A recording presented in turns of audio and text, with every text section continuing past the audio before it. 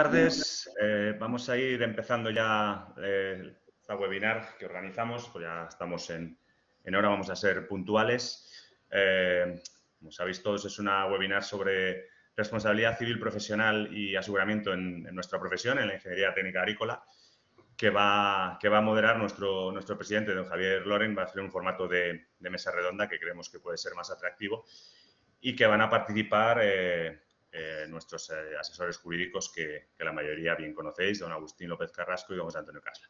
Bueno, yo soy Samuel Sanz, secretario técnico del Consejo, para los que no me conocéis, y nada, simplemente deciros que tenéis deshabilitado el micro y la cámara para un mejor seguimiento de la webinar, pero ya sabéis que tenéis el chat para hacer las preguntas que consideréis oportuno, cosas que no hayan quedado claras a lo largo de la webinar, que lo dejaremos para el final, una vez haya terminado la mesa redonda, y ya ahí os contestarán nuestros jurídicos las preguntas que hagáis. Así que nada, como ya nos hemos pasado un par de minutitos de la hora, ya le voy a dar paso a nuestro presidente para que inicie esta mesa redonda. Cuando quieras, Javier. Pues buenas tardes a todos, gracias Samuel. Vamos a iniciar esta webinar. Cuando hace ya unos meses nos planteamos hacer un conjunto de webinars relacionadas con el mundo de los proyectos, la dirección de obra y la coordinación de seguridad y salud, tuvimos claro que nos hacía falta una cuarta pata que además está relacionada también con el resto de las actividades, que es la de responsabilidad civil. Inicialmente incluso nos planteamos otro formato, pero finalmente decidimos que lo que queríamos era daros a conocer los aspectos, digamos, más sensibles o que a veces suscitan más dudas desde un punto de vista del marco legal, porque sin duda todo lo que tiene que ver con la responsabilidad civil pues es un mundo complejo, además es un mundo muy competitivo entre las distintas entidades y a veces difícil de interpretar por quien tiene que realizar un seguro para su propia protección, ¿no?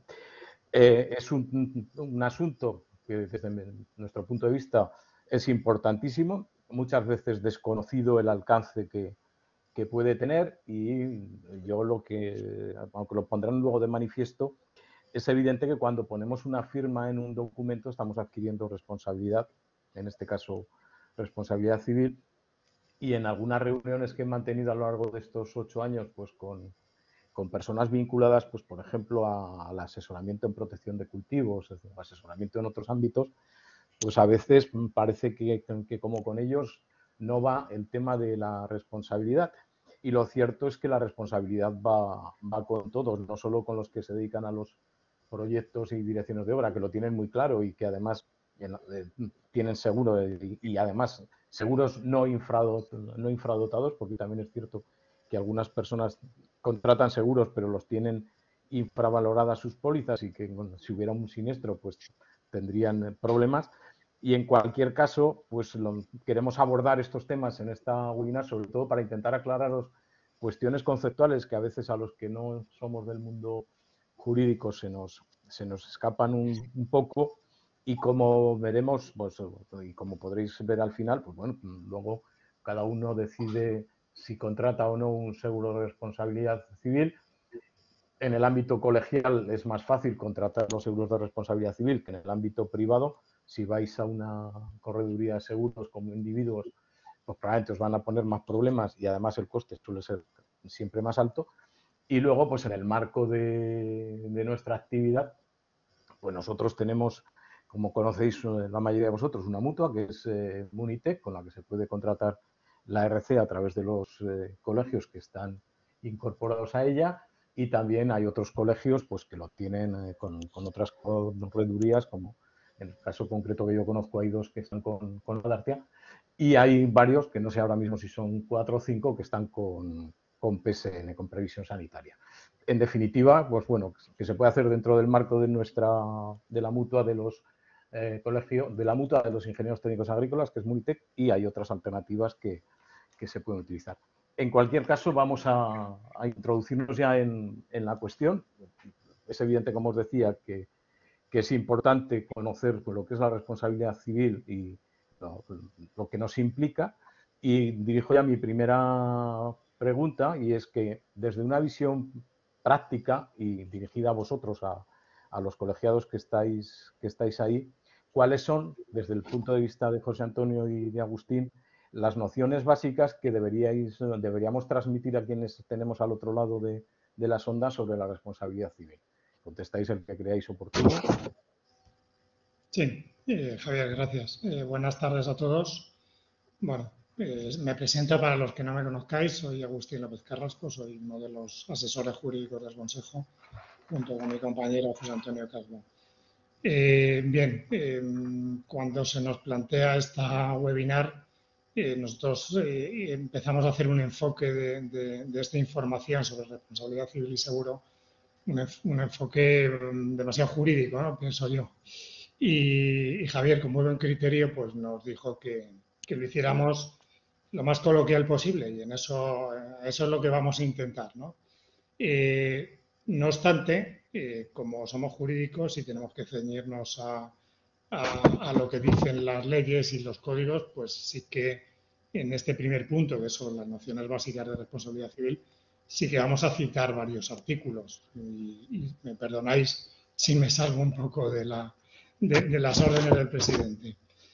Bueno, la responsabilidad civil se encuentra regulada en el Código Civil, principalmente el artículo 1101, perdón, que dice así, quedan sujetos a la indemnización de los daños y perjuicios causados los que en el cumplimiento de sus obligaciones incurrieren en dolo, negligencia o morosidad, y los que de cualquier modo contravinieren el tenor de aquellas. Bueno, nos vamos a quedar en el ámbito de la responsabilidad civil profesional, vamos a incidir sobre todo en la negligencia.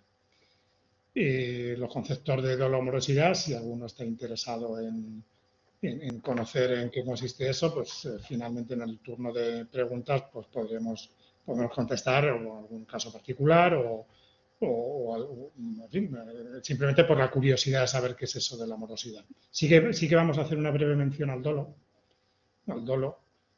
porque bueno, es uno de los elementos integrantes de esta responsabilidad. Y el dolo consiste en el conocimiento y la voluntariedad de cometer un acto que resultaría ilícito, o ilegítimo o ilegal. Vamos a presuponer siempre, con la presunción de inocencia en la mano y con la presunción de la profesionalidad que tienen nuestros colegiados, vamos a suponer que ningún colegiado va a actuar de este modo, aunque, bueno, casos habrá, ¿no?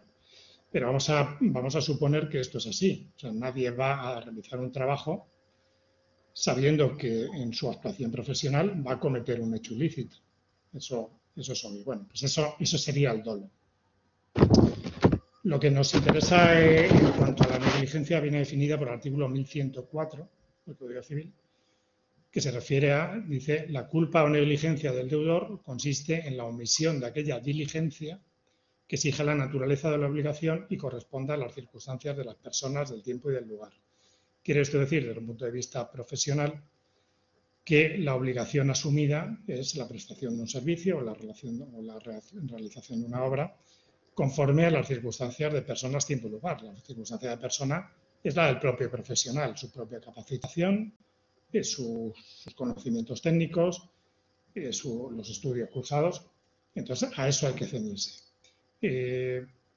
Doy la palabra a José Antonio para que continúe con este punto, esta respuesta, que va a incidir sobre el concepto de les artis, que viene relacionado específicamente con la negligencia o falta de diligencia. José Antonio. Hola, buenas tardes a todos. Encantado de teneros presentes en la webinar. Soy Antonio Casla, como ya me ha presentado mi compañero Agustín. Y bueno, quería completar un poco su intervención sobre estas nociones esenciales de la responsabilidad, siempre procurando pues ser lo más coloquiales y menos técnicos posibles, haciendo incidencia al concepto esencial que manejamos cuando hablamos de la responsabilidad civil profesional, que es el de la lex artis. El Código Civil, en el artículo 1902, que es la tercera pata, digamos, o el tercer artículo básico sobre este tema, aparte del 1101 y el 1104 que ya cita Agustín. El 1902 del Código Civil dice que el que por acción o omisión causa daño a otro, interviniendo culpa o negligencia, está obligado a reparar el daño causado. En definitiva, la noción básica que un profesional debe tener en cuenta es el de la actuación diligente. Esa obligación de reparar el daño vendrá cuando exista culpa o negligencia. ¿Qué es actuación diligente? Es aquella que exige la obligación que el profesional ha asumido. Es lo que en términos jurídicos se llama la lex artis, que es un latinaje, un término latino que se puede explicar o definir como el deber de ajustar la actuación a las reglas técnicas, normas legales y principios deontológicos de la profesión o actividad o servicio que se haya contratado. En el ámbito práctico, cuando estamos hablando de la actuación profesional de un colegiado de ingeniero técnico agrícola, esto quiere decir que cuando es contratado para desarrollar alguna actividad profesional, debe emplear todo su conocimiento técnico, todo su saber aprendido en sus años de estudio en la universidad y adecuarlos a las circunstancias del trabajo que se le ha encomendado para cumplir con aquello que es objeto o naturaleza del contrato. En caso de no hacerlo, podría advertirse esa falta de diligencia o esa actuación negligente o actuación contraria a la lex artis, que es la que podría dar lugar a una posible responsabilidad. Quiero haceros notar que esa diligencia necesaria a veces puede llevar incluso a negarse a hacer un trabajo en ciertas condiciones. Esto es algo que lo veremos después al final cuando pongamos algunos ejemplos prácticos de responsabilidad. Pero básicamente nos interesa que os quedéis con este concepto como elemento esencial de la responsabilidad profesional. La lex artis, la diligencia debida en función de los conocimientos técnicos que se han adquirido para una profesión regulada como es la ingeniería técnica agrícola. Paso la palabra al presidente para la siguiente cuestión que nos iba a plantear en este formato que hemos escogido de pregunta-respuesta. Espero que haya quedado bien claro todo el concepto del lex artis. Luego hay otra cuestión que a veces surge y que probablemente no siempre tenemos clara todos nosotros, que es la responsabilidad contractual y la extracontractual. Que en el fondo, pues, sobre todo en nuestra actividad como ingenieros del mundo agrario, pues muchas veces la extracontractual también está ahí y a veces pues no nos damos cuenta ni de que existe, ¿no? ¿Podéis explicar y poner algún ejemplo acerca de la cuestión? Sí, Javier.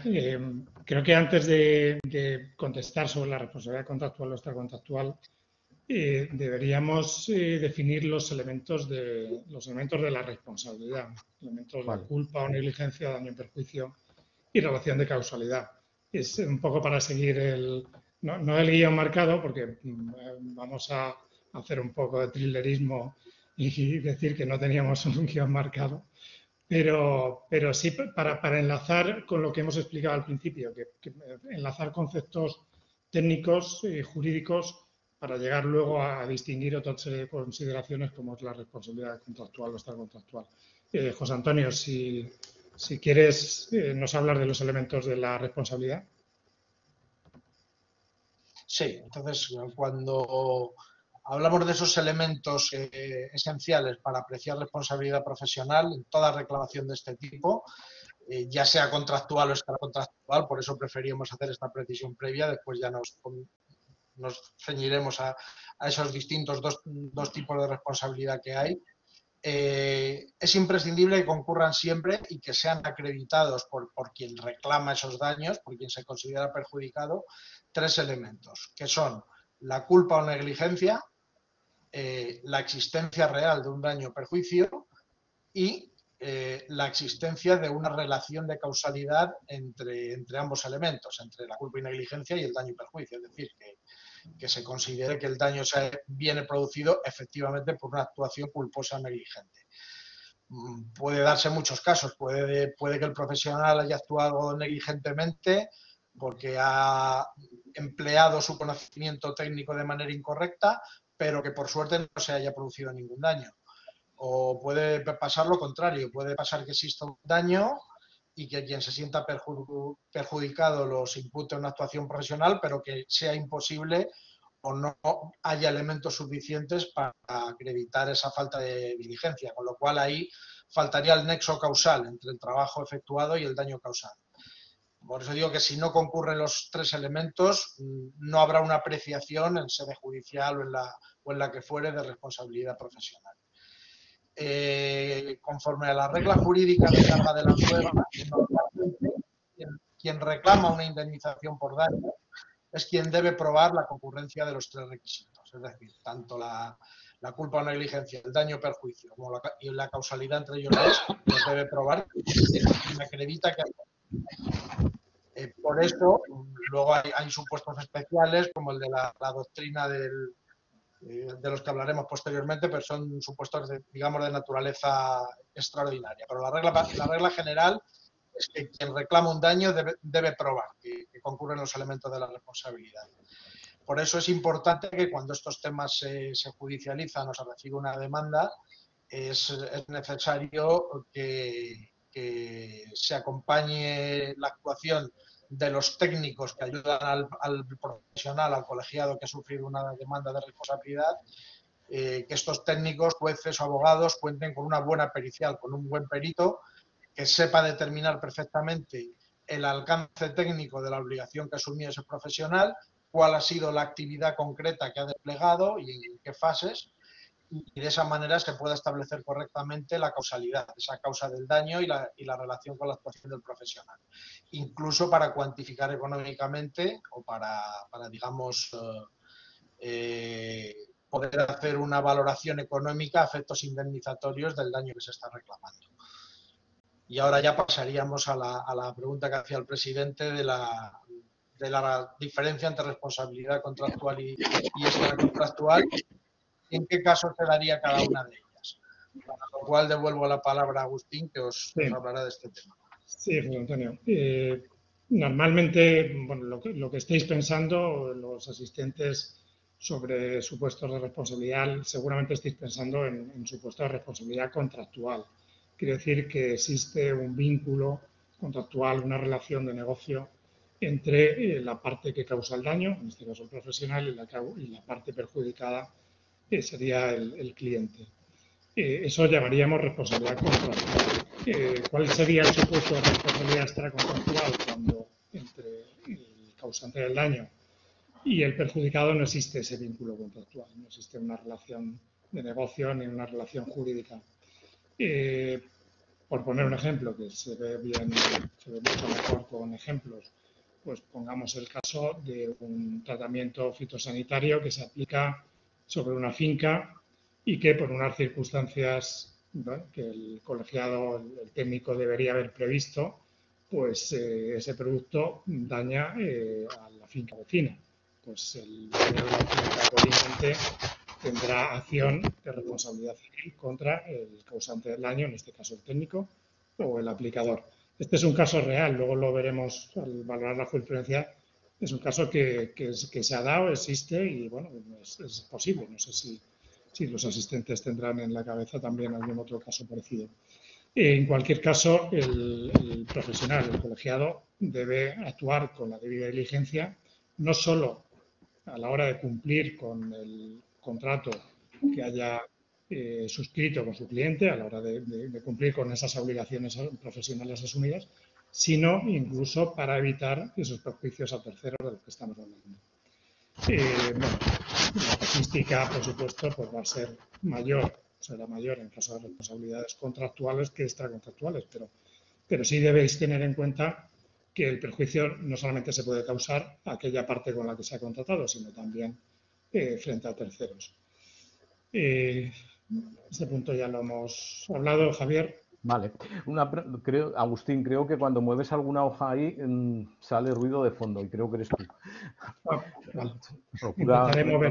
Procura no moverlas mucho, apartarlas un poco del micro y además cuando no intervengamos, ninguno de los tres nos cerramos el micrófono para que no haya ruido de fondo. Creo que ha quedado muy claro y además el ejemplo de la aplicación de un fitosanitario, lo más habitual es que sea la aplicación de un herbicida, porque las condiciones de viento no se han calibrado bien o incluso se puede estar incumpliendo lo que establece la norma sobre aplicaciones con viento, pues se puede hacer daño al cultivo de al lado, y eso sería, como decíais y como explicabais, una reclamación por relación extracontractual que están ahí, que no debemos de olvidar de que nos la pueden reclamar, ¿no? Pasamos a otra pregunta. ¿Cómo veis, o habría alguna particularidad en este régimen de responsabilidad civil profesional que estáis comentando, dependiendo del tipo de trabajo que desarrolle el ingeniero? Porque, como sabemos, nuestra profesión es tan amplia que podemos hacer desde proyectos de dirección de obra, de coordinación de seguridad y salud, hasta diseños de jardines, pasando por periciales, por valoraciones de fincas, que de vez en cuando también hay reclamaciones, por realización de expedientes de reestructuración o los típicos expedientes de la PAC, y, por supuesto, pues todo lo que tiene que ver con el asesoramiento en gestión integrada de plagas, en fertilización, en riego, etcétera. ¿Consideráis o entendéis que hay algún tipo de trabajo de estos que puede tener alguna particularidad que convendría mencionar? Bueno, como regla general, los conceptos y elementos básicos de la responsabilidad que hemos expuesto, daño, negligencia y nexo causal, son comunes a todo tipo de trabajos. Esa sería la regla general. Pero en el ámbito de la ingeniería técnica agrícola, y es algo que hemos debatido Agustín y yo cuando preparábamos esta intervención, de qué manera podría seros útil a nivel de colegiado, qué distinción podríamos hacer para que comprendan la distinta naturaleza de los trabajos a efectos de responsabilidad, sí que sería interesante hacer una distinción entre los trabajos que pueden clasificarse como arrendamiento de obra y otros que serían los arrendamientos de servicios. Esta distinción en nuestra profesión, y con toda esa casuística que tú has citado al preguntar, no está del todo clara. Quizá en otras profesiones de otros ámbitos, como el sanitario o el jurídico, se ve mejor. Intentaremos explicarlo con unos ejemplos. Por ejemplo, arrendamiento de obra sería un tipo de trabajo cuya característica principal es que el profesional se obliga a la obtención de un resultado concreto. El ejemplo más claro, el del proyectista.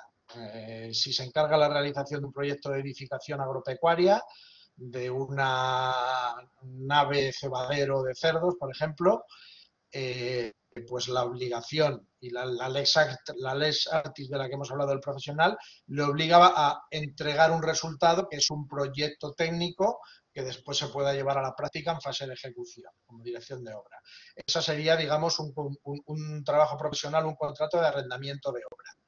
Pero luego, en otros casos, no habría esa obligación de resultado, digamos, como aquí sí hay, que es la entrega de ese proyecto en concreto. Ahí hablaríamos de un arrendamiento de servicios, que os va a explicar Agustín en qué tipo de trabajo profesional tendría esa categoría de arrendamiento de servicios. Sí, gracias, Juan Antonio. El contrato de arrendamiento de obra y arrendamiento de servicios está regulado en el mismo capítulo del Código Civil, o sea, tienen un vínculo bastante estrecho desde el punto de vista jurídico. La distinción, ya la has adelantado de alguna manera, ¿no? La distinción entre ambos contratos es que en el arrendamiento de obra el profesional o el arrendador, llamémoslo así, se obliga a ofrecer un resultado, se obliga a garantizar ese resultado. En el arrendamiento de servicios no existe esa obligación de ofrecer ese resultado, de alcanzar ese resultado.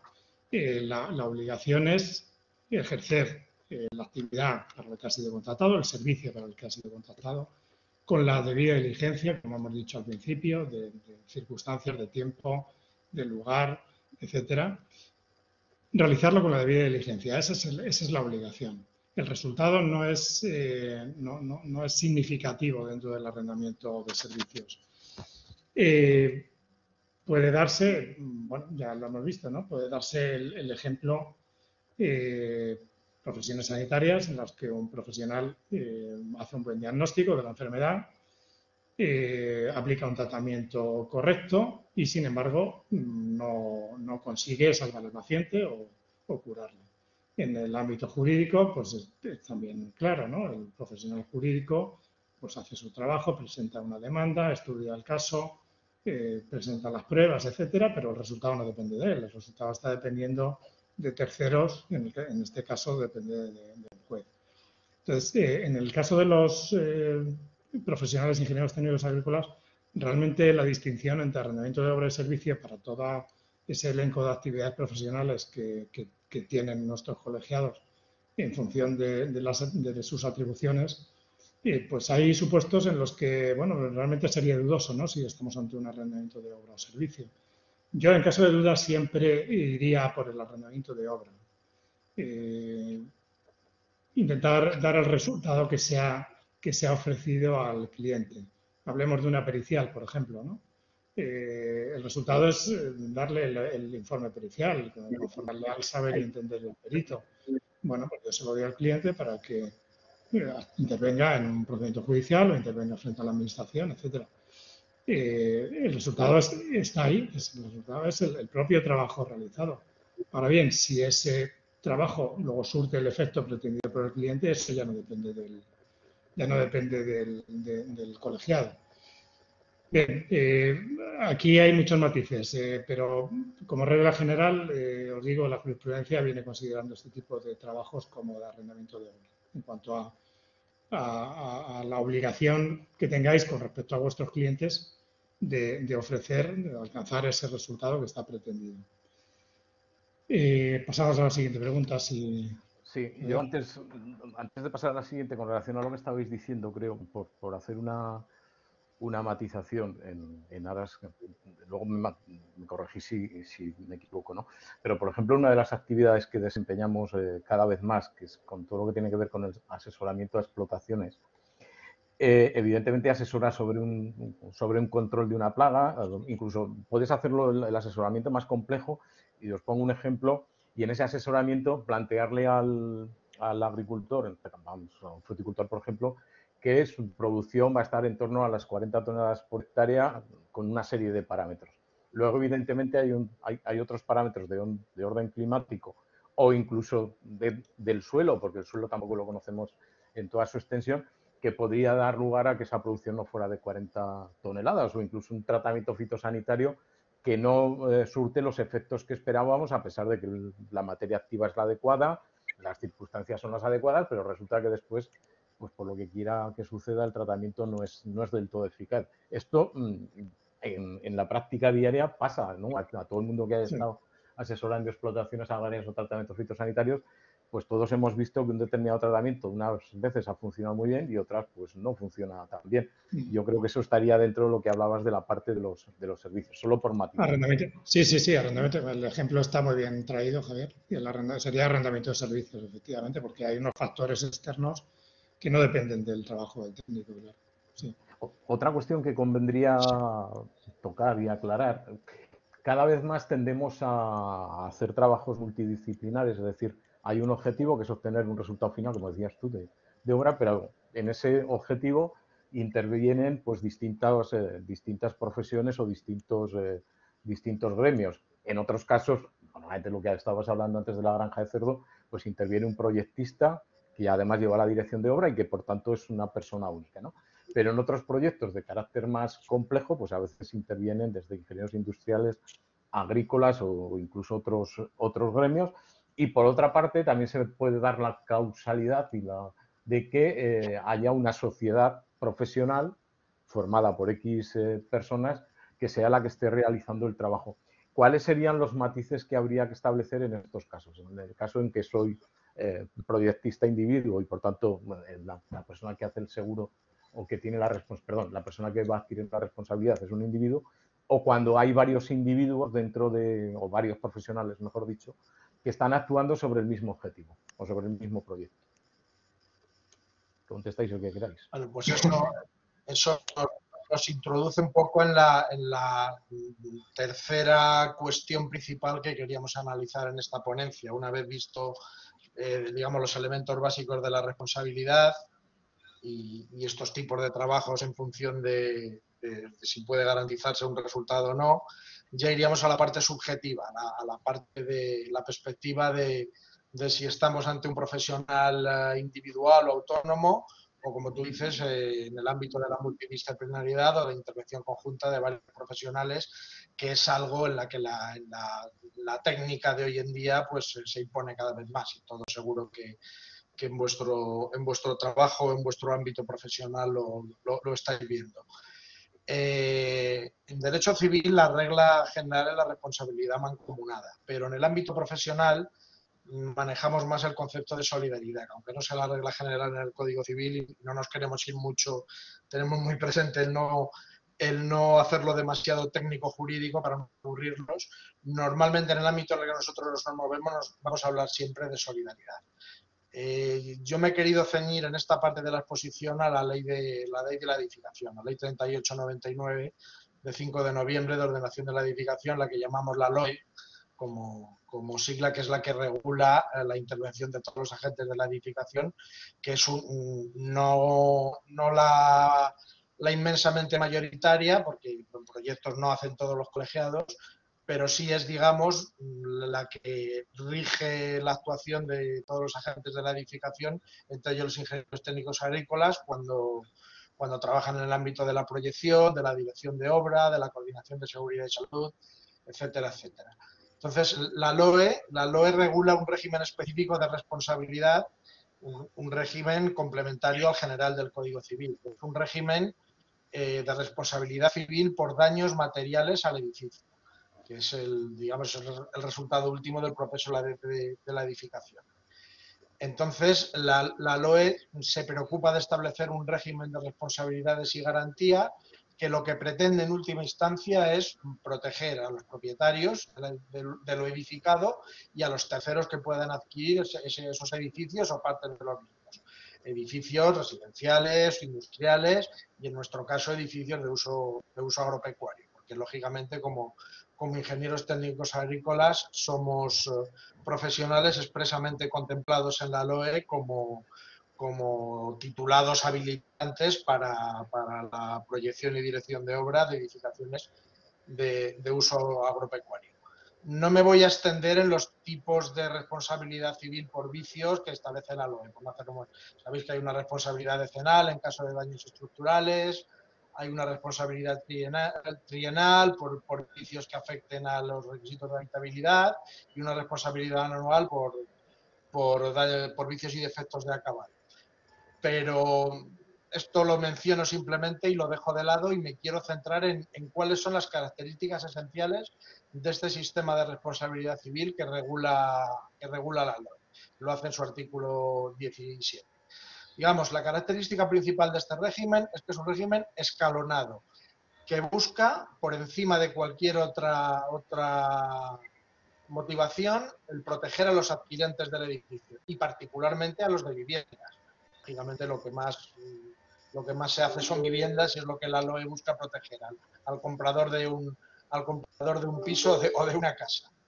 Entonces, en el diseño de este sistema de responsabilidad, lo que se establece es un sistema de exigencia de responsabilidad solidaria que encuentra su contrapeso en la individualización de la imputación de la responsabilidad mediante lo que se llama la acción de repetición. Es decir, puede responder cualquier agente de la edificación, pero si luego el causante último del daño es otro, este agente que ha respondido en primera instancia puede ejercer una acción jurídica de repetición frente al causante real de los daños. Por tanto, debemos distinguir entre aquel a quien se exige la responsabilidad y aquel que puede considerarse como responsable último del daño producido, por serle realmente imputable la conducta, como decíamos antes, culpable o negligente, ese elemento de la responsabilidad.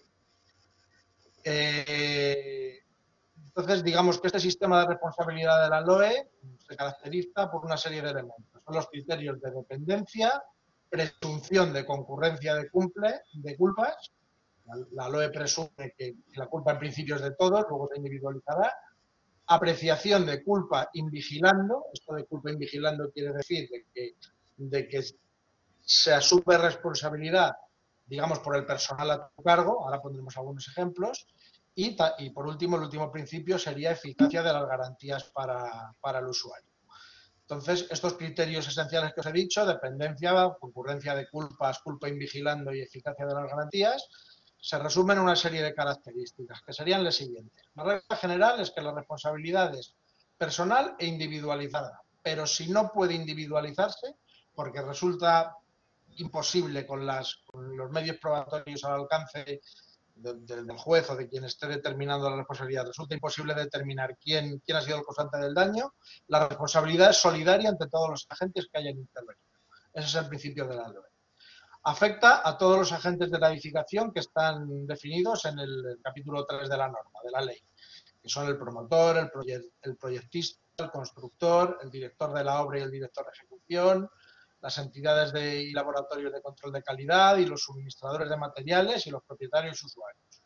Entonces, afecta a todos los agentes de la edificación, tanto por daños materiales causados en el edificio imputables a los mismos, a todos esos agentes, o a figuras que se asimilen a ellos. Pensar, por ejemplo, en una persona jurídica que actúe como promotor, que puede no ser una persona física, sino una persona jurídica.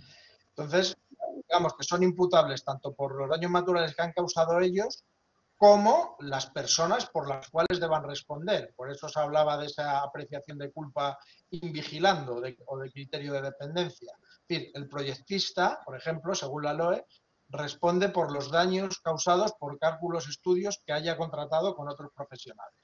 Pues lo típico del arquitecto al que le hace los cálculos un ingeniero industrial, un ingeniero técnico agrícola, que sepa de cálculo de estructuras, y si el daño proviene de ahí, pues responde directamente el proyectista también. El constructor por los daños causados por los subcontratistas que ejecuten defectuosamente o por los productos de construcción deficientes que haya adquirido o que haya aceptado. Y el director de ejecución de la obra responden solidariamente también por los daños causados por un proyecto que ellos no hubieran elaborado, pero que tuviesen omisiones o deficiencias o imperfecciones, y que ellos dirijan su ejecución, pero luego se demuestre que el daño en el edificio provenía del proyecto y no lo hubiese sabido advertir. Sin perjuicio, aclaro, sin perjuicio de la acción de repetición de que luego le corresponda frente al proyectista. No existirá responsabilidad en los supuestos que se llaman de ausencia de imputabilidad. Es decir, cuando no existe ese nexo causalidad, esa relación de causalidad entre el daño y la actuación que se puede considerar negligente. Hablamos de caso fortuito, fuerza mayor, una actuación de tercero, atentado terrorista, etcétera, etcétera, o acto del propio perjudicado por el daño. A veces el daño puede venir de alguna chapuza o alguna actuación extraña que haya el propietario del edificio una vez entregado. Las responsabilidades exigibles según este artículo de la LOE, el artículo 17, son sin perjuicio de la subsistencia de las responsabilidades que se deriven del contrato de compraventa. Y la pluralidad de posibles responsabilidades también supone que cuando se dirija acción contra quien resulte responsable directo o solidario de los daños, no se habrán extinguido las responsabilidades que se deriven de las relaciones contractuales internas entre los agentes de la edificación. ¿Qué quiere decir esto? Que si alguien demanda al proyectista o alguien demanda al promotor, pongamos por caso, o al constructor, si este agente es quien responde directamente frente al perjudicado, él podrá ejercitar la acción de repetición contra quien realmente desencadenó la conducta que ocasionó el daño producido. Es decir, siempre al final hay una cadena de responsabilidades que acaba en el responsable último. Por eso mismo, la propia LOE establece una norma procesal que es que el demandado por acciones de responsabilidad, imaginémonos que sea el proyectista o el constructor, una vez que se le ha demandado por un posible perjudicado, puede solicitar que se notifique la demanda a otros agentes que hayan tenido intervención en el proceso edificatorio. Y puede pedir que se llame el procedimiento a todos esos posibles responsables solidarios. Este es, en rasgos generales, el sistema de responsabilidad de la LOE por daños al edificio.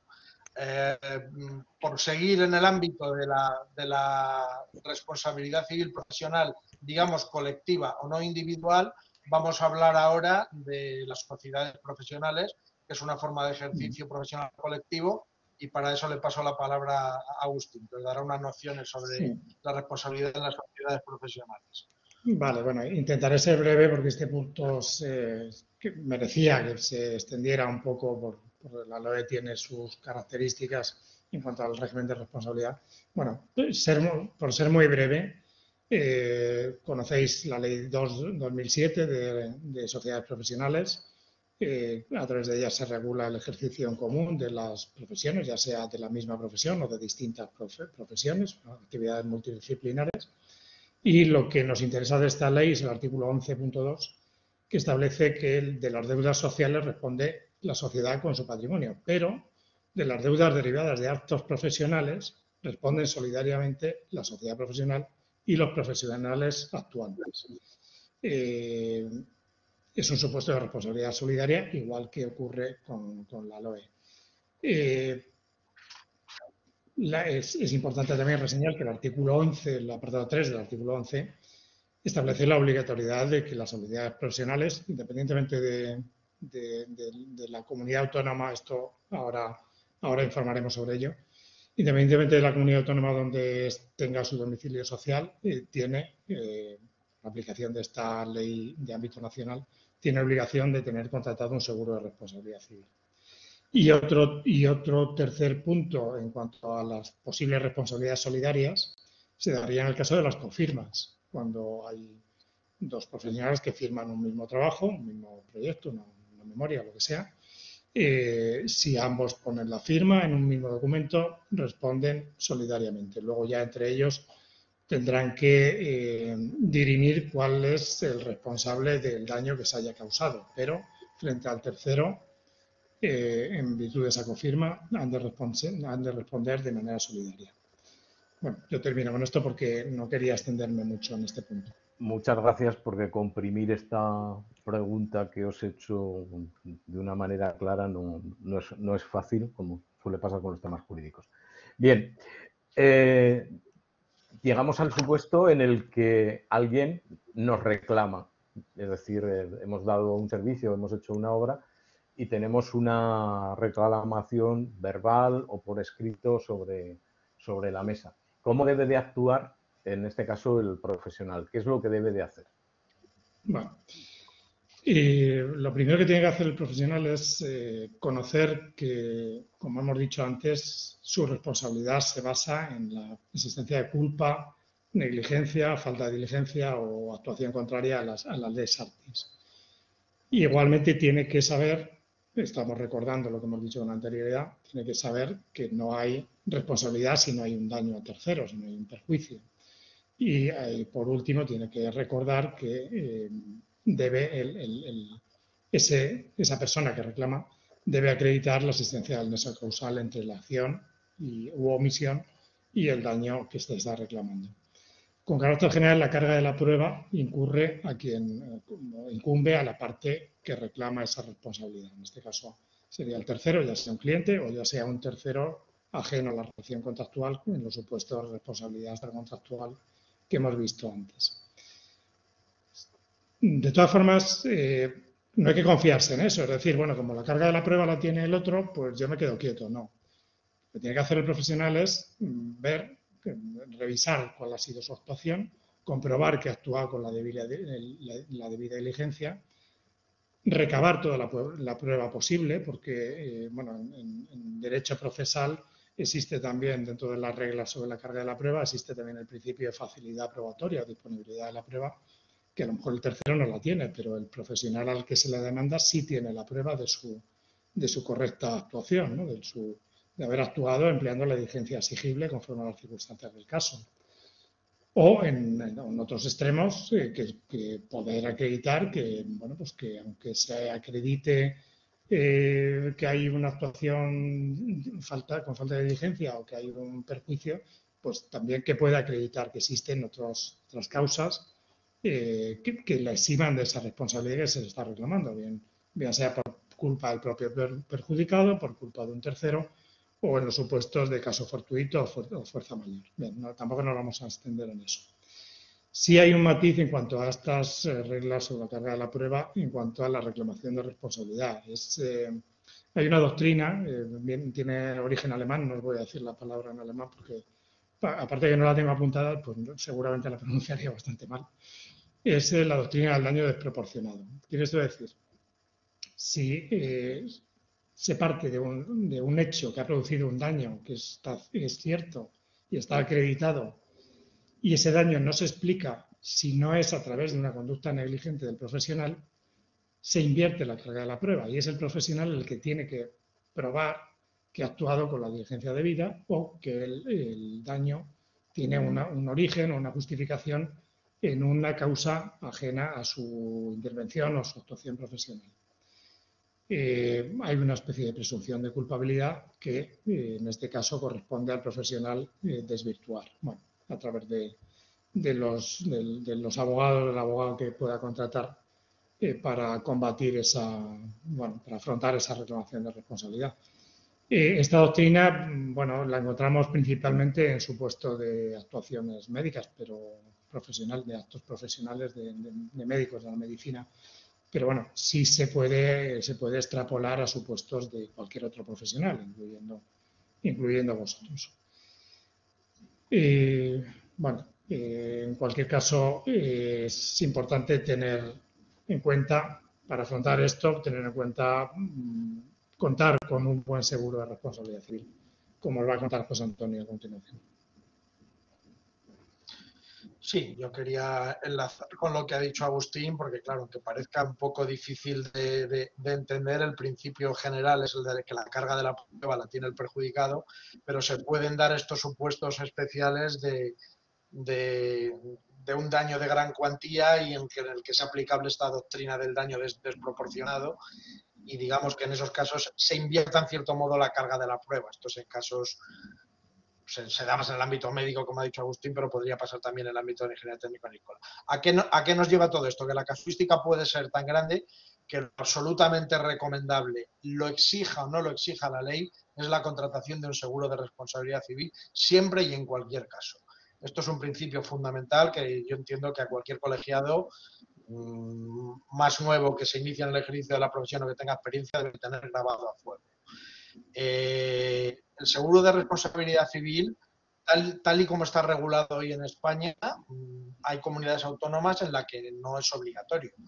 El seguro de responsabilidad civil lo estableció con carácter general la Ley 17 de acceso a las actividades de servicio, Ley 17/2019, en su artículo 21, pero no dijo será obligatorio contratar un seguro de responsabilidad civil, sino lo que vino a decir es que se podrá exigir a los prestadores de servicios en norma con rango de ley la suscripción de un seguro de responsabilidad civil profesional u otra garantía equivalente que cubra los daños que puedan provocar en la prestación del servicio en aquellos casos en que los servicios que presten presenten un riesgo directo y concreto para la salud o para la seguridad del destinatario, de un tercero, para la seguridad financiera del destinatario. La garantía exigida deberá ser proporcionada a la naturaleza y alcance del riesgo cubierto. ¿Qué quiere esto decir?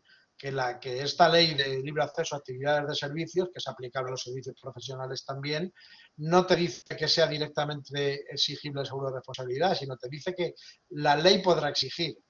¿Qué es lo que ha pasado? Que la ley lo ha exigido con el reparto competencial que tenemos en nuestro país, pues de aquella manera, por decirlo de algún modo. A día de hoy está exigido expresamente en las leyes sobre colegios profesionales de Cataluña, Andalucía y País Vasco. Y también estaba previsto en el borrador de proyecto de ley de servicios y colegios profesionales estatales, que es un borrador que manejamos todos los asesores jurídicos hace como 8 años, pero que por razones políticas se quedó en un cajón y no hemos vuelto a saber nada de él. ¿Qué os quiero decir con esto? Que aunque específicamente la obligatoriedad de tener seguro de responsabilidad civil esté solamente en estas leyes autonómicas, debéis de tenerlo en cualquier caso, por la complejidad de la demanda que podéis recibir o de la naturaleza de los daños que os puede imputar un presunto perjudicado. Igualmente quiero recordar, cuando antes os hablaba Agustín de la ley de sociedades profesionales, que en el caso de la ley de sociedades profesionales sí que es absolutamente obligatorio que antes de que ésta empiece a ejercer las actividades profesionales de manera colectiva o societaria, tenga contratado un seguro de responsabilidad. Con lo cual, quedaros con ese principio.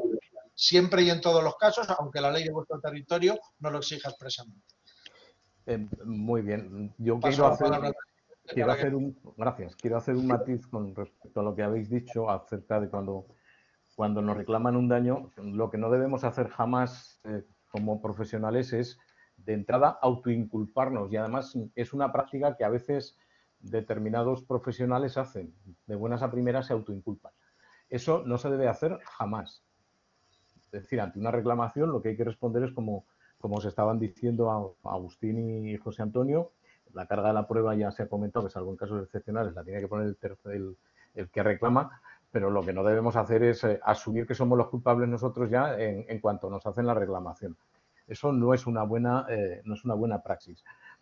Otra pregunta que os haría, y vamos a intentar ser lo más breves posibles para dar luego pie a que haya algunas preguntas por parte de los compañeros que tenemos al otro lado. ¿Cuáles son los aspectos que consideráis que deberían ser claves a la hora de establecer o de asegurar una responsabilidad civil profesional? ¿Qué es lo que el colegiado en este caso, o cualquier otra persona, pero estamos hablando de colegiados, qué es lo que deberían tener en cuenta a la hora de plantearse contratar un seguro de responsabilidad civil? Bien. Bueno, vamos a intentar acelerar un poco, que ya se va echando la hora encima. Es evidente que cada profesional tiene que ser consciente del ámbito de actuación en el que esté trabajando, del riesgo que esté asumiendo, de la cobertura que necesita para cubrir ese riesgo, y eso es lo que tiene que trasladar a su correduría de seguros o a su colegio si el seguro de responsabilidad civil lo tiene contratado a través del colegio. Eso es lo que tiene que manifestar. Normalmente en la mayoría de los colegios, o creo que todos, vamos, es una cosa que tampoco tengo conocimiento de eso. Yo sé que los colegios ofrecen cobertura de responsabilidad civil a través de seguros colectivos que contratan los propios colegios y que abarcan, bueno, pues la mayor parte o casi todas las posibles actividades profesionales que puedan desarrollar los colegiados y que puedan ser susceptibles de ocasionar incurrir en esa responsabilidad civil y causar un daño indemnizable. Ahora bien, lo que tiene que hacer el colegiado dentro de su propia responsabilidad, autorresponsabilidad, es comprobar si la cobertura que le está dando esa póliza es suficiente con respecto al trabajo que está desarrollando y a las responsabilidades que está asumiendo con respecto a sus clientes y con respecto a terceros. Y de este modo, pues ampliar, ya sea el ámbito objetivo de la cobertura o ya sea cuantitativamente ampliar esa cobertura en función, repito, del riesgo que esté asumiendo en el ejercicio de su actividad. Hablando de responsabilidad civil, la Ley de Contrato de Seguros regula en los artículos 73 a 76 el seguro específico, es el seguro de responsabilidad civil del que nos va a hablar José Antonio. Sí, pues voy a procurar también ser breve para no gastarnos toda la hora y que podáis preguntar o exponer las cuestiones que creáis oportunas. El seguro de responsabilidad civil, artículo 73 a 76 de la Ley del Contrato, tiene como finalidad la indemnización por parte de la aseguradora de los daños y perjuicios de los que sea responsable el asegurado en virtud de la cobertura que tenga contratada. En este caso, el riesgo de daños a clientes o a terceros por el ejercicio de las actividades profesionales de la ingeniería técnica agrícola. Normalmente esta modalidad de seguro de responsabilidad civil o SRC, como solemos decir en sigla, incluye, salvo pacto en contrario, la asunción por la aseguradora de la dirección jurídica frente a la reclamación del perjudicado. Esto implica que el asegurado debe prestar toda la colaboración posible en la defensa. Entonces, es importante reseñar otro dato del funcionamiento del seguro de responsabilidad civil, que es que el presunto perjudicado tiene acción directa contra la aseguradora, es decir, puede reclamar directamente a la aseguradora sin necesidad de hacerlo contra el asegurado.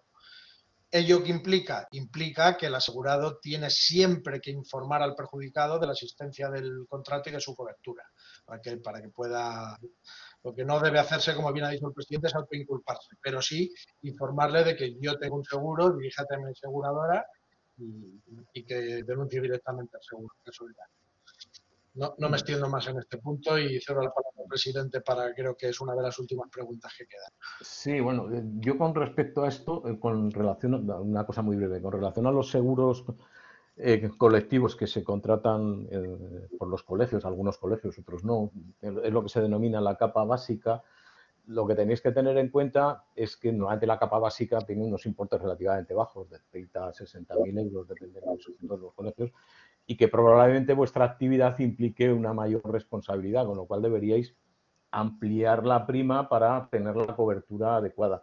Y luego hay algunos supuestos que en la capa básica no están contemplados. Por ejemplo, en la capa básica de algunos seguros, depende del tipo de seguro y con la compañía con la que se contrate, no se incluyen los daños por proyectos, es decir, la capa básica o el seguro que te regala el colegio, en diversos casos, en otros sí, pero en otros no, y eso lo tenéis que tener claro, pues no cubre todo lo que tiene que ver con proyectos, direcciones de obra, no cubre todo lo que tiene que ver con la PAC, es decir, con todos estos trámites de acogimiento a subvenciones o de mejora, modernización de regadíos, de infraestructuras y demás. Y tampoco cubre la básica, en muchos casos, lo que tiene que ver con el asesoramiento en tratamientos fitosanitarios. Eso lo tenéis que tener claro porque si estáis ante esas situaciones, evidentemente tenéis que ampliar vuestra cobertura o vuestra póliza, porque si no, no estaréis cubiertos. Y os recuerdo que cuando no estamos cubiertos respondemos con el patrimonio propio, ¿no? Y eso, pues evidentemente hay que evitarlo, para eso están los seguros, ¿no? Yo creo que ha quedado más o menos claro todo lo que deberíamos hacer, el cómo debemos actuar. No sé si queréis hacer alguna matización más, Agustín o José Antonio. Sí, sí, un poco continuando con esta explicación sobre los seguros. Lo que queríamos era, digamos, ilustrar un poco sobre la manera en la que debe afrontar un colegiado asegurado de cara a su compañía. Es decir, recibe la reclamación, ya sea judicial o extrajudicial, y lo que tiene el artículo 16 de la Ley de Contratos de Seguro, lo que establece es un plazo máximo de 7 días para comunicar el siniestro a la compañía aseguradora. ¿Qué pasa? Que si no lo dice en 7 días ya no le cubre, no, le va a cubrir, pero la compañía aseguradora puede aplicarle algún tipo de penalización o incluso puede no cubrir la totalidad del daño si es que esa demora ha ocasionado algún tipo de perjuicio adicional, ¿no? Entonces, bien, tres cosas muy básicas con respecto a esto. Comunicar a la compañía el siniestro, emplear todos los medios a su alcance por parte del profesional para aminorar las consecuencias del siniestro, para aminorar los posibles daños. Esto se establece en el artículo 17. Y, como se ha dicho antes, con respecto al seguro de responsabilidad civil, colaborar en todo lo posible con su defensa. Y esto implica, creo que ya lo habéis dicho los dos, José Antonio y Javier, implica que de antemano no se reconozca la responsabilidad. Vamos a recopilar todos los datos que tengamos, todas las pruebas, toda la información, toda la documentación, vamos a recopilarla, vamos a dársela a la compañía de seguros para que la analicen sus equipos jurídicos y sean ellos los que determinen si hay una responsabilidad o no hay responsabilidad. Si ellos dicen que no hay responsabilidad, lo defenderán, pero de antemano reconocen una responsabilidad, bueno, pues parece como que no es lo más adecuado, ¿no? Luego, si realmente existe esa responsabilidad, ya la declarará un juez o ya se reconocerá de alguna manera, pero de antemano el consejo es que no se haga. Bueno, nada más con respecto a esto. Sí, Javier. ¿Estás ahí con el móvil? Queda un último punto, que os lo anticipo, bueno, como... Sí, Javier, ¿lo oyes? El micrófono, Javier, que lo tienes apagado. Que igual le han llamado. Bueno, lo introduzco yo el último punto. Es simplemente ya lo que queda es daros unas pequeñas reseñas de jurisprudencia. Bueno, queríamos plantearos casos reales sobre los que, bueno, hemos visto en búsqueda de jurisprudencia en las bases de datos, pues casos reales de reclamaciones contra ingenieros técnicos agrícolas, para que veáis un poco la casuística que se puede dar. Realmente sí que os puedo decir que no hay muchas sentencias. Eso quiere decir que los colegiados están haciendo bien sus trabajos y no reciben muchas reclamaciones, ¿no? O por lo menos no se judicializan. Pero sí las hay, sí las hay. Os vamos a introducir unas cuantas sentencias. José Antonio, si quieres empezar. Sí, voy a procurar ser muy breve porque llevamos ya una hora y simplemente daros unas pinceladas prácticas de qué tipos de supuestos se han dado en estos casos de responsabilidad por daños que se han judicializado. Fundamentalmente hay de dos tipos. Hay supuestos de responsabilidad por vicios constructivos en los que los colegiados han intervenido como proyectistas o directores de obra. Y luego también yo os voy a hablar de esta primera categoría, digamos, de siniestros judicializados. Y luego también se suele dar el tema de reclamaciones por deficiente asesoramiento técnico o tramitación de expedientes, como por ejemplo las ayudas de la PAC, que de eso os dará alguna pincelada Agustín. Yo os voy a comentar, por ejemplo, un par de sentencias. Hay una de la Audiencia Provincial de Huesca del 20 de diciembre de 2013 que reclama responsabilidad por daños producidos en una nave contra un ingeniero técnico agrícola proyectista como consecuencia de una inadecuada cimentación. ¿Qué es lo que pasó en este caso? Que la nave se construyó en una parcela distinta a aquella prevista en el proyecto. Aquí el juez apreció responsabilidad del profesional y la sentencia acabó concluyendo que el director de la obra debía cerciorarse de que dicho terreno podía soportar el levantamiento de una nave industrial de las características de la contemplada en el proyecto. Es decir, ligo esto con lo que explicábamos al principio.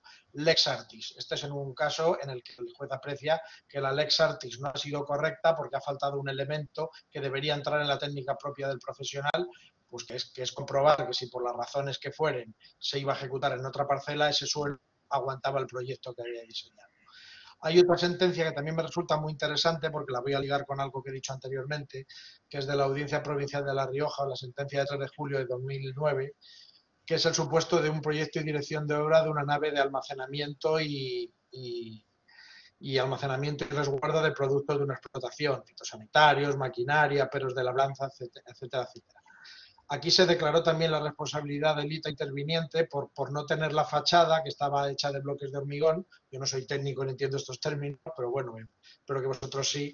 Está formada por fábrica de bloques de hormigón y no tenía ni cámara de aire ni trasdosado, lo cual provocó que apareciesen humedades y filtraciones que la hicieron inviable para la finalidad que era propia. Supongo que se estropearían los productos fitosanitarios, todo el material que había allí y demás. Entonces, el juez lo que vino a concluir es que el proyectista en este caso no debió realizar un proyecto que, aun siendo más económico, era inservible, porque el proyecto debía ser adecuado a las características que tenía que tener la edificación para el fin que era pretendido, que era ese fin de almacenamiento. ¿Por qué pasó esto? Porque le presionaron al proyectista para que fuese más barato a la obra. ¿Qué quiere decir esto? La conclusión que de un caso práctico como este, que la lex artis a veces implica decir que no. La lex artis implica negarse a hacer un proyecto cuando los condicionantes económicos o de otro tipo que te esté poniendo el cliente o el promotor te impidan hacer un proyecto con todas las garantías técnicas necesarias. Por eso este es un caso de lex artis en sentido negativo. Aquí la lex artis lo hubiera obligado a decir yo no hago el proyecto en estas condiciones. Hay otro par de sentencias, pero bueno, yo creo que como ejemplo valen estas y le paso la palabra a Agustín por no hacerlo más largo, para que os cuente un par de casos, no de constructivos, sino del tema de asesoramiento y tramitación de expedientes. Sí, ya para terminar y muy brevemente, pues citaros, por ejemplo, la sentencia de la Audiencia Provincial de Badajoz de 7 de septiembre del 2020, por una responsabilidad, se declara la responsabilidad por una deficiente asesoramiento técnico y tramitación de expedientes de la PAC. En este caso, bueno, como anécdota, ¿no? Pues el colegiado presentó su póliza de seguros contratada a través de Monitec, la póliza de Caser, y resulta que esa póliza no cubría, digamos que había una limitación temporal en la cobertura del seguro y al final tuvo que pagar el colegiado de su propio bolsillo. La Audiencia Provincial de Salamanca, sentencia de 5 de diciembre del 2002, igualmente por un servicio prestado a una cooperativa agraria, un servicio de gestión y asesoramiento integral para la cooperativa agraria. En este caso la responsabilidad era por una defectuosa tramitación de unos impuestos. Y bueno, un caso que ya os he adelantado con anterioridad, pero que sí que me ha parecido bastante relevante, de la Audiencia Provincial de Badajoz de 16 de diciembre del 2005. Aquí la condenada no es un colegiado de ingeniería técnica agrícola, sino una empresa dedicada a la aplicación de productos fitosanitarios, la aplicación de herbicidas, que había causado unos daños por la aplicación del herbicida con una velocidad del aire superior a la permitida, dando lugar a que la niebla de pulverización se transportara a los cultivos sensibles colindantes. Bueno, aunque no sea un caso de ITA, pero sí que le puede pasar a un ITA, porque lo que dice la sentencia es que se trata de una actividad que requiere, bueno, que por la peligrosidad y responsabilidad que representa, requiere de unos conocimientos técnicos muy específicos y obligaba, según dice esta sentencia, a la actuación mediante una diligencia, a la diligencia exigible, estudiando las circunstancias climatológicas concurrentes antes de proceder a su aplicación, en función de la naturaleza de los productos a aplicar. Bueno, es un caso real, ya os lo digo, no afecta al ingeniero técnico agrícola, pero sí podría estar vinculado con la actividad que desarrolláis en muchos casos. Por nuestra parte, nada más, aunque nos hemos extendido un poco, si queréis abrimos, Samuel, un turno de preguntas. Sí, no sé si ya ha llegado de momento solo una pregunta. Os animo al resto de participantes, si queréis trasladarnos, o trasladarles, mejor dicho, en este caso, a nuestros jurídicos alguna cuestión más. Simplemente aclararos que Javier ha tenido un problema con la conexión, por eso ha tenido que salir y no sé si se va a poder reincorporar. Bueno, parece que lo veo por aquí, parece que se está reincorporando. Bueno, simplemente os traslado de momento la pregunta que hay en el chat, respondéis quien lo consideréis oportuno o luego si queréis comentar algo los dos. Dice Jaime que si el seguro de responsabilidad civil cubriría una actuación negligente. Sí, es lo que estamos hablando. El concepto de culpa es culpa o negligencia, o traducido falta de diligencia o traducido actuación contraria a la lex artis. Precisamente es lo que cubre el seguro, estas actuaciones negligentes. ¿Qué es lo que pasa? Que luego la compañía de seguros también, bueno, como podéis imaginaros, las compañías de seguros intentan no perder nunca, ¿no? O intentan minimizar digamos, sus daños. Y si ve alguna posibilidad de repetir contra el asegurado, pues irá contra el asegurado. Pero de todas formas, si en la póliza está marcado, y en cualquier póliza de responsabilidad civil debe estar bien establecido, bien fijado, cuál es la cobertura, y dentro de esa cobertura es el ejercicio de una actividad profesional o las responsabilidades exigibles derivadas del ejercicio de la actividad profesional, no debería, o sea, la póliza cubriría ese daño y no debería repetir contra el asegurado. Sería más el caso de una actuación dolosa. En ese caso sí. Una actuación dolosa en lugar de culposa o negligente.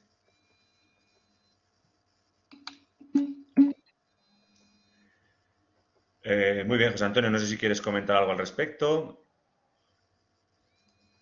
No, simplemente subrayar eso, que el elemento central de la responsabilidad civil es la negligencia, con lo cual un seguro de responsabilidad civil, pues es eso lo que tiene que cubrir. La respuesta evidentemente es afirmativa, como ha dicho Agustín, y por principio debe cubrir una actuación negligente, porque en una actuación negligente no se da el elemento intencional. Si se da el elemento intencional, que es el dolo, ahí entraríamos en otro ámbito, en posibles responsabilidades penales, que ahí ya nos movemos en otros parámetros distintos al del seguro de responsabilidad.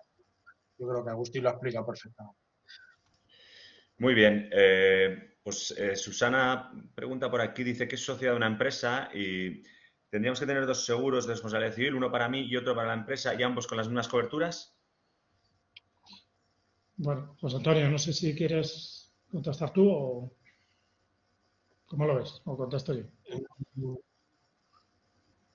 Bueno, te cedo la palabra por tu mayor experiencia vale. en el Vale, y perdona que te... Yo entiendo que la empresa debe tener un seguro y el profesional debe tener otro.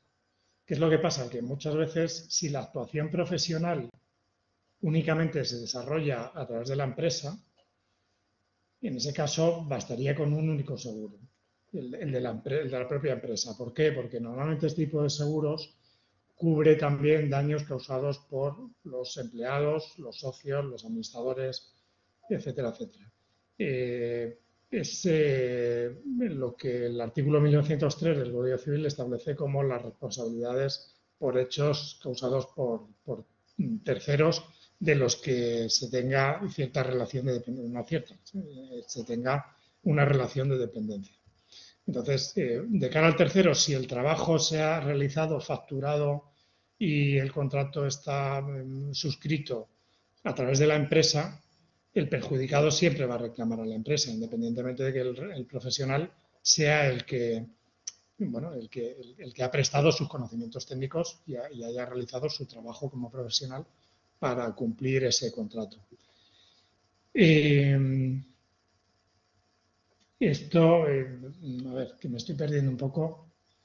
Es que se me había venido una idea a la cabeza que quería comentaros, pero se me acaba de ir. Bueno, en definitiva, la pregunta es si la responsabilidad. Hablamos de la responsabilidad profesional del colegiado con la responsabilidad deontológica. Esa responsabilidad no la cubre el seguro, ¿vale? Entonces, el seguro de responsabilidad civil de la empresa, que tenga la empresa, no va a cubrir los posibles daños que se hayan causado por responsabilidad deontológica, desde el punto de vista deontológico. Eso es exclusivamente del profesional colegiado, ¿vale? Esa era la idea que quería transmitiros. Pero para mayor tranquilidad de Susana, si todo su trabajo lo realiza, lo factura, lo contrata a través de la empresa, con que tenga el seguro de la empresa sería suficiente. Muy bien, pues en principio no veo más preguntas. Tanto Jaime como Susana os agradecen vuestra respuesta. Y bueno, como nos hemos pasado ya algunos minutillos de la hora programada, pues nada, vamos a ir ya, si no hay más cuestiones ni preguntas de los participantes, que parece que no, vamos a ir dando Samuel, por... he vuelto. Sí. Ah, Javier, vale, has vuelto, muy bien. Pues despides, Sí, sí, he tenías vuelto. algún problema de conexión. Se me ha quedado la pantalla del portátil en negro, no le podía dar al micrófono y por tanto no podía hablar. Lo he intentado después con el móvil y os veía, pero no os he escuchado. Pero ahora ya estoy otra vez con el portátil. Me he perdido la parte última de vuestra intervención. En cualquier caso, si no hay más preguntas, yo quiero agradeceros a vosotros tres el esfuerzo que habéis hecho por organizar esta webinar, que sin duda pues creo modestamente que habrá servido para que quienes están al otro lado de la pantalla salgan con ideas claras sobre estas cuestiones, porque como decía al principio, estoy convencido de que hay muchos compañeros nuestros que no saben el alcance real de la responsabilidad que tienen como profesionales, y creo que es algo que todos debemos de dar a conocer, entre otras cosas, para evitar después los sustos. Así que, sin más, agradeceros a todos los que habéis estado conectados el haber estado esta tarde con nosotros, sí, y Javier, nos veremos. Javier, Sí, hay otra pregunta. Sí, eso, ha entrado una pregunta a la vez, Agustín, ¿no? Y sí me gustaría matizar mi respuesta. No vaya a ser que alguien no contrate el seguro a título particular y luego le vengan las tortas y me diga, es que el asesor del consejo me dijo que podía hacerlo. Con carácter general, la respuesta que os he dado es válida, pero tenéis que tener en cuenta que la LOE, la Ley de Ordenación de la Edificación, sí establece la obligación de tener esos seguros específicos para el proyectista, para para los distintos agentes de la edificación, ¿vale?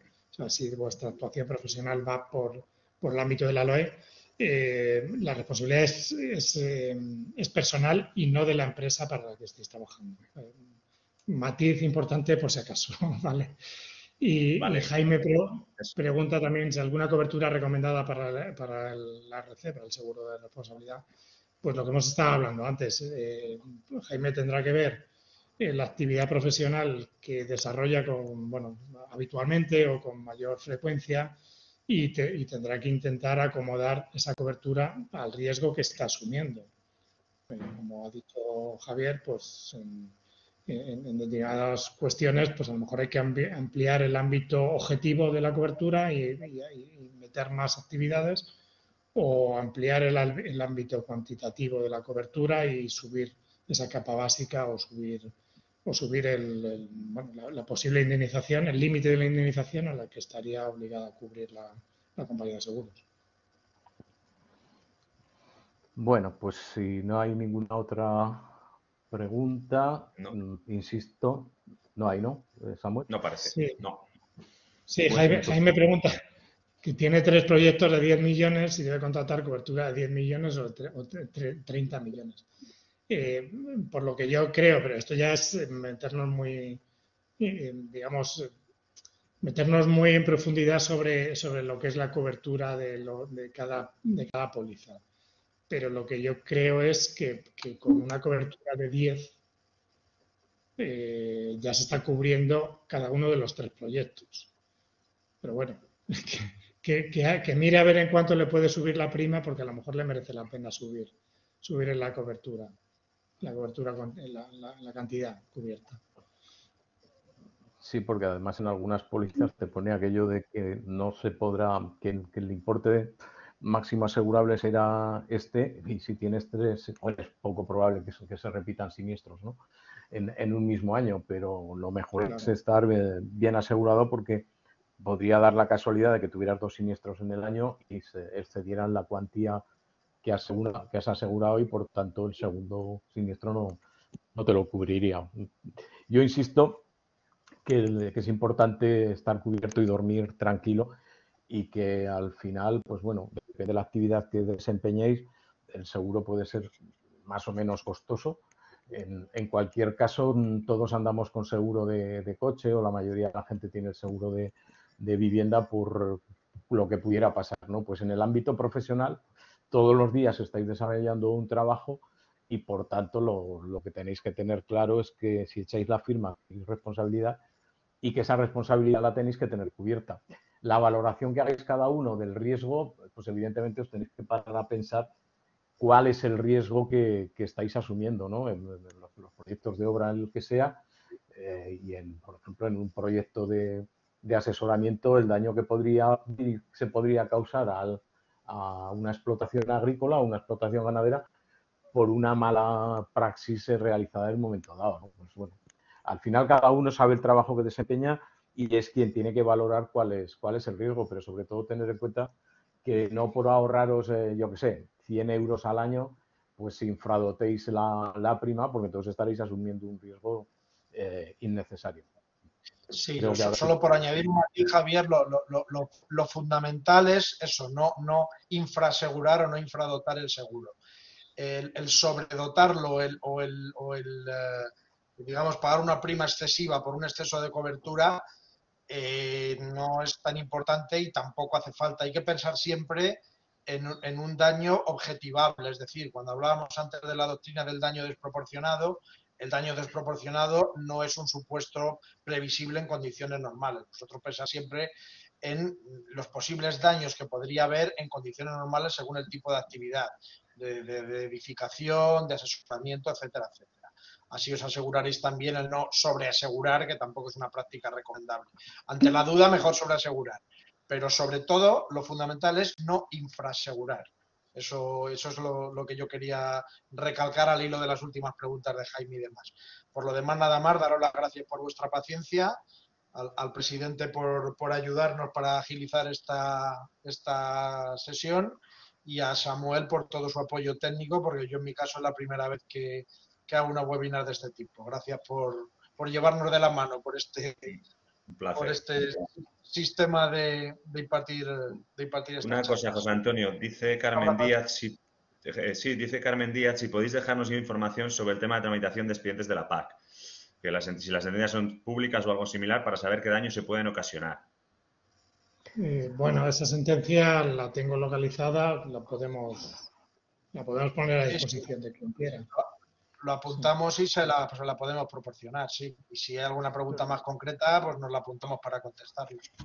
Con relación a la PAC, pensar que cuando hay reclamaciones, normalmente la reclamación se basa en que el agricultor, en teoría, considera o el ganadero, que tenía derecho para tener una determinada percepción, y que luego la administración, por diversas razones, le paga menos. Pero no olvidéis una cosa: cuando vosotros tramitáis una PAC, el agricultor o el ganadero debe echar su firma y en esa firma todos, por lo menos los profesionales que conozco yo que se dedican a esto, tienen una clausulita en el contrato diciendo que el agricultor ha revisado los términos de la PAC y que está de acuerdo. Porque al final la responsabilidad, si los datos los ha dado mal él, la responsabilidad es de él, no es del técnico. Y esto también conviene que lo tengamos claro, porque a veces se dan reclamaciones de este tipo y resulta que el responsable era el agricultor que cuando lleva los papeles pues se ha dejado una parcela o ha dado la superficie más de una parcela, etcétera, etcétera. Entonces, que sepáis que hay reclamaciones de ese tipo, incluso hay reclamaciones, pues por ejemplo, por subvenciones para mejora de infraestructuras y demás, que en ocasiones la administración la deniega porque entiende que la persona o la empresa que lo solicita no tiene derecho a ello y el promotor pues va contra el técnico porque piensa que es culpa del trabajo del técnico el que no se lo haya dado la administración. Entonces, estas circunstancias a veces se dan. Claro, luego tendrá que demostrar que la culpa es vuestra. Por eso os decía antes lo importante que es no autoinculparse nunca. A priori no autoinculparse. Ya os inculpará el juez si lo cree oportuno. Pero incluso puede ocurrir que no os autoinculpéis y que la persona que reclama decida, pues en un momento decida, no voy a seguir con esto porque me he pasado de frenada, ¿no? Pero claro, si os autoinculpáis de buenas a primeras, pues ya la hemos fastidiado. Además, si echáis la firma, os autoinculpáis, además ponéis una firma diciendo que sois los culpables. Por eso no lo debéis hacer, eso nunca. Debéis de seguir las pautas que os han dicho Agustín y José Antonio, y si al final pues os llevan a los tribunales, pues la compañía con la que tengáis contratado el seguro, que normalmente, como decían ellos, tiene la cobertura jurídica, pues ya se encargará en los tribunales de dilucidar la cuestión ante el juez. No sé si con esto ya hemos El caso que has comentado, Javier, sería un caso de exención de responsabilidad del colegiado por culpa del propio perjudicado. Es decir, el perjudicado no ha dado todos los datos que debía haber dado y, por tanto, el profesional no tiene la responsabilidad. Exacto. Bueno, pues si no hay más preguntas, ¿no, Samuel? Está claro que no hemos sido muchos, pero por las preguntas que se han suscitado es un tema que a los que habéis estado ahí sí que os preocupa y evidentemente también a nosotros, porque el nivel de desinformación que hay en muchos casos a nivel de nuestros compañeros desgraciadamente es alto y luego las consecuencias vienen después. En resumen, muchas gracias a todos por estar ahí, por escucharnos durante casi esta hora y media y nos vemos en la próxima. Un abrazo a todos. Un abrazo a todos, muchas gracias. Gracias por vuestra atención. Muchas gracias. Muchas gracias, adiós.